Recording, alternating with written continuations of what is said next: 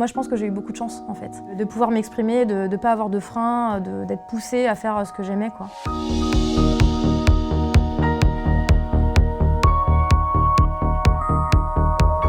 Sur le plateau de Saclay dans l'Essonne, le rêve d'une Silicon Valley à la française commence à prendre forme. La recette du cocktail californien est prometteuse, mixer l'enseignement supérieur, l'université avec les grandes écoles, mais aussi avec les laboratoires d'entreprise et les startups. La clé pour coller aux exigences de la compétition mondiale et figurer dans les classements internationaux de type Shanghai. Nous sommes à l'école normale supérieure, c'est ici que l'on forme l'élite scientifique française, une architecture très design signée Renzo Piano qui invite au décloisonnement entre les disciplines. C'est ici qu'en 2020, Emeline Faugère est arrivée dans ce nouveau décor. Dans les enseignements qu'on fait, on essaye un maximum d'enrichir nos élèves de cette capacité à travailler ensemble. Ça, c'est une éprouvette de béton qui doit être sollicitée en vibration. Emeline enseigne au département de génie mécanique depuis 2013. Dans ce reportage, vous allez découvrir comment elle cultive avec ses étudiants son goût pour cette discipline, mais pas que ça.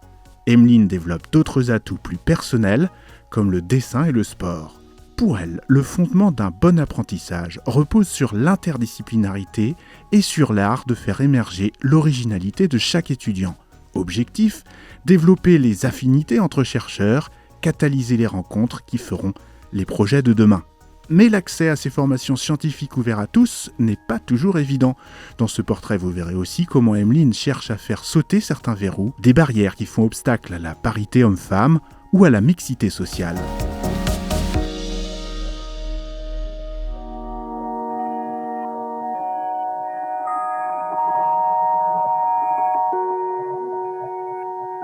J'ai adoré bricoler depuis que je suis toute petite. J'avais pas mal de mécanos, des Lego. J'aimais comprendre comment les choses bougeaient, j'aimais comprendre comment les choses marchaient, le fonctionnement des objets qu'on utilisait, et puis j'aimais en créer. Je dirais que c'est l'étude des systèmes et des composants qui constituent les systèmes, sous l'aspect du matériau, sous l'aspect de la géométrie des différentes pièces ou des différents composants, sous l'aspect des sollicitations de ces pièces ou de ces composants. Comment ça se déforme, comment est-ce que ça risque de casser, est-ce que ça va revenir en position ou pas. Et sous l'aspect aussi de la production, comment est-ce que c'est fabriqué et comment est-ce qu'ensuite c'est industrialisé. Je dirais que c'est ça le génie mécanique et j'espère que mes collègues ne m'en voudront pas si j'ai oublié certains aspects. Je vais me faire tirer les oreilles.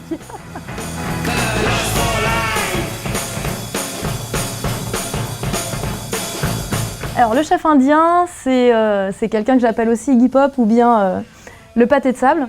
C'est une sculpture que j'ai faite après un projet d'élèves où on utilisait du mortier thixotrope, donc c'est un type de mortier. On essayait de faire de la caractérisation de ce matériau avec des élèves dans le cadre d'un projet où on mêlait art et sciences. Et j'avais pas vraiment envie de jeter ce mortier. Donc à la fin de la séance, je suis restée un peu tard à l'école et j'ai fait ce modelage.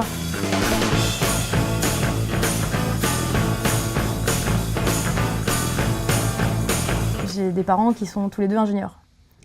Donc même si à l'époque ça ne m'intéressait pas forcément plus que ça de les écouter quand ils ouvraient le capot de la voiture et qu'ils voulaient m'expliquer ce qui s'y passait, même si je tiens à préciser que la méca ce n'est pas que ouvrir un capot de voiture, loin de là. Ma mère est ingénieure, donc j'ai un modèle féminin de femme qui a réussi, qui a relevé les manches, qui est arrivée dans un milieu extrêmement masculin, celui de l'automobile. Au fur et à mesure, je me suis quand même rendu compte que moi, oui, j'ai passé tout ça sans grande difficulté, avec beaucoup de plaisir, mais c'était pas forcément le cas de toutes les jeunes filles en fait, qui passent par ce système-là.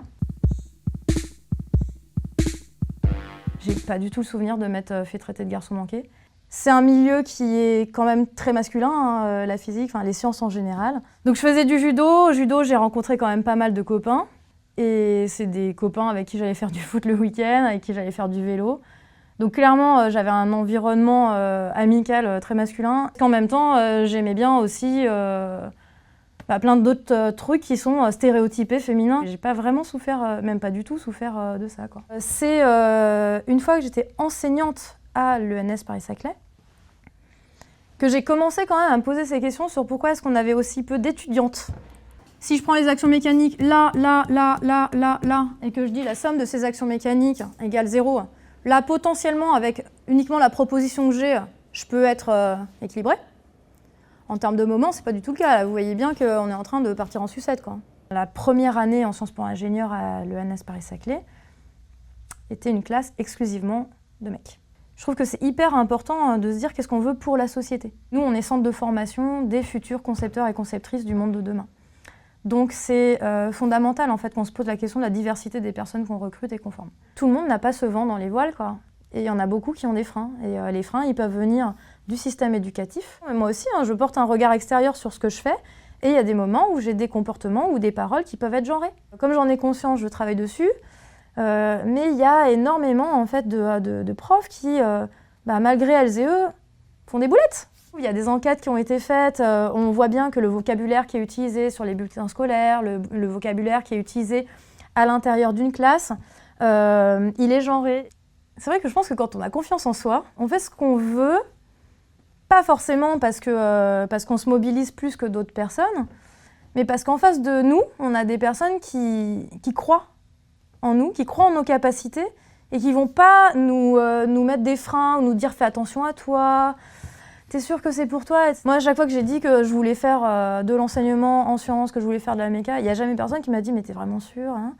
Et je me dis que ça, c'est... Bah oui, j'ai confiance en ce que je veux. Et une fille qui n'a pas forcément confiance en elle parce que le modelage sociétal l'aurait conduit à douter régulièrement d'elle, dans ses capacités. C'est peut-être quelqu'un à qui on va plus souvent dire « t'es sûre, fais gaffe quand même parce que...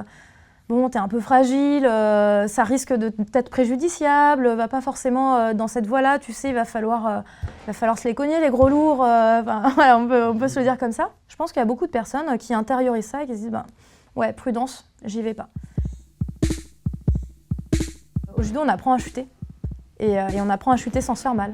Et donc du coup, c'est parce qu'on sait chuter sans se faire mal qu'on sait se relever et qu'on sait renvoyer, réattaquer l'adversaire, et puis à un moment donné, on arrive à aller sans peur vers un adversaire qui fait 2 fois son poids, si ce n'est 2 fois sa taille. Ça m'arrive encore. Et j'y vais sans peur. Et dans les valeurs du judo, il y a le courage. Ça, c'est un apprentissage, en fait. Et je pense qu'à l'école, tout le monde devrait apprendre ça. Tout le monde devrait être encouragé à avoir ce courage-là. Et c'est pas grave si on se trompe sur le choix d'une filière ou... faut y aller, quoi, parce que si on aime ça, ça va forcément marcher. Je suis le dernier artiste de Paris, il manque plus que l'accordéon. Ils attendent de me pendre, la corde est haute. Je leur souhaite bonne chance, j'ai un putain de cardio, non. Alors aujourd'hui, je suis venue peindre Thibaut. Thibaut, c'est un mec qui fait du rap, comme on peut l'entendre, que j'ai vu ici à Bastille il y a, 3 semaines. J'ai méga kiffé son flow, donc je lui ai dit. Et on a monté une collab ensemble et aujourd'hui je viens le dessiner pour préparer une pochette d'album. On va voir ce que ça donne, ça se trouve ça donnera rien mais on y va, en tout cas c'est bon flow aujourd'hui et voilà, on s'amuse.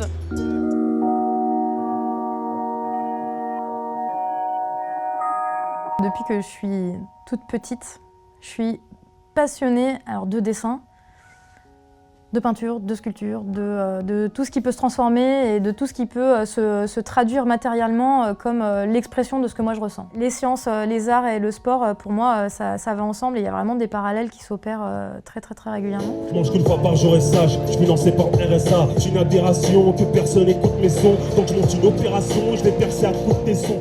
L'approche que j'ai du dessin, c'est vraiment une approche expressive et limite photographique.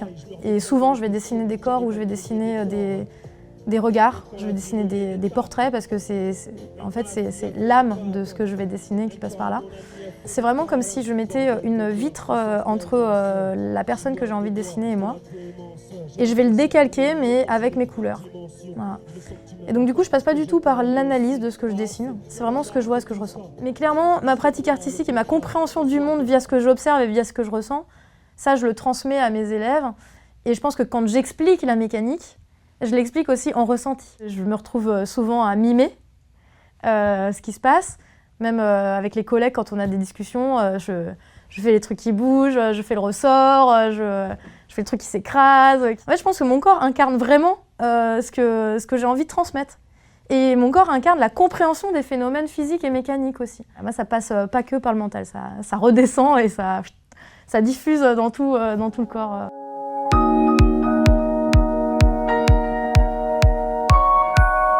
y a un personnage historique qui illustre super bien en fait cet aspect pluridisciplinarité, c'est Léonard de Vinci. Il a été formé dans des ateliers boutiques à Florence. Et dans les ateliers boutiques, qu'est-ce qu'on retrouvait? On retrouvait plein de corps de métier qui étaient vraiment au même endroit. Donc on avait de l'ingénierie, on avait de l'art, on avait de l'artisanat, un système d'apprentissage, donc des apprenants jeunes qui débarquaient là adolescents et qui regardaient tout ça. Alors je dis adolescents parce qu'il n'y avait pas de filles, donc voilà, donc pas d'adolescentes. Les seules filles dans ces ateliers boutiques, c'était les modèles pour les tableaux ou les sculptures. Et alors pourquoi je dis qu'il est chanceux, ce gars? Parce que justement, c'est un enfant illégitime et qu'il n'a pas eu le droit d'aller à la fac. Et comme il n'a pas eu le droit d'aller donc se former dans des formations élitistes, il a été quelque part obligé de se retrouver dans ces ateliers boutiques et de faire de la formation par apprentissage. Il y a tout un tas d'individus qui ont des savoirs propres qui gravitaient autour de lui. Lui, il a réussi à quasiment tout intégrer et puis à créer des liens entre ces individus et entre ces disciplines. Mais c'est pas lui qui a tout fait tout seul. Oui, c'est un génie, mais je trouve ça un peu énervant quand même de ne pas mentionner le fait qu'il s'est appuyé sur une richesse collective et que c'est parce qu'il y a toute cette intelligence fusionnée que derrière on a eu des choses extraordinaires qui ont vu le jour voilà, après son passage, quoi. Donc c'est pour ça que dans les enseignements qu'on fait, on essaye un maximum d'enrichir nos élèves de cette capacité à travailler ensemble. En fait, c'est vraiment ça, c'est de l'enrichissement là. Personnel sur le travail en collectif. Sur l'école, on a, comme je le disais tout à l'heure, des sciences appliquées, des sciences plutôt dites sciences dures et des sciences humaines. Donc, ce qu'on essaye de faire aussi à l'échelle de l'école, c'est de faire se rencontrer ces élèves-là sur certains projets. Et puis, si on ouvre encore le spectre de cette diversité-là et de la mise en réseau, en fait, des différentes intelligences et des différents cœur de métier ou cœur d'apprentissage, on peut aller vers des collaborations avec d'autres écoles. On a beaucoup de disciplines en fait, qui sont abordées à l'échelle de l'école, une quinzaine. Et en fait, nos élèves se retrouvent dans des centres d'intérêt qui sont des centres d'intérêt transversaux. Et c'est ça qui est beau quand on est dans une association sportive et qu'on met en lien des élèves qui font des sciences pour l'ingénieur et de la mécanique avec des élèves qui font des sciences sociales. Et là, encore à la remise de diplôme, on a une élève qui nous a fait un très beau discours là-dessus, sur le fait que sur le terrain de rugby, elle avait rencontré justement beaucoup d'amis de sciences sociales et qu'elle s'était posé des questions qu'elle ne se serait jamais posées sinon. Ce serait beaucoup plus riche en fait s'il y avait une vraie diversité sociale. Voilà. Donc oui, on l'a et ça reste intéressant, mais en vrai, ça pourrait être beaucoup plus riche. Et ça, moi, j'espère qu'un jour, ce sera beaucoup plus étoffé. Mais je fais hyper attention quand je fais les groupes au début de l'année. Donc ça, c'est très pratico-pratique. Mais je fais hyper attention à mixer les genres, à mixer les profils. On a des élèves qui ne viennent pas des mêmes Master 1. Donc je les mixe aussi. Et j'essaie de faire en sorte que les groupes soient le plus riches possible.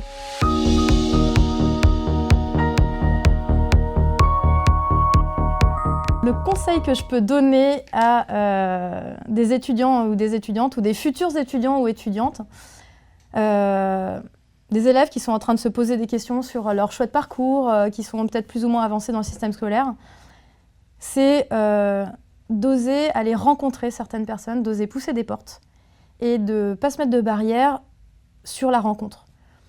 Parce que je pourrais très bien dire oui, oser ces disciplines-là, mais en fait... Personnellement, je trouve que c'est un peu bateau. Et on peut toujours dire ça, si la société elle bouge pas et si l'accompagnement bouge pas, c'est comme si on n'avait rien dit. En revanche, dire il y a beaucoup de personnes qui ont envie de vous ouvrir les bras, il y a beaucoup de personnes qui ont envie de vous aider, ça c'est très vrai.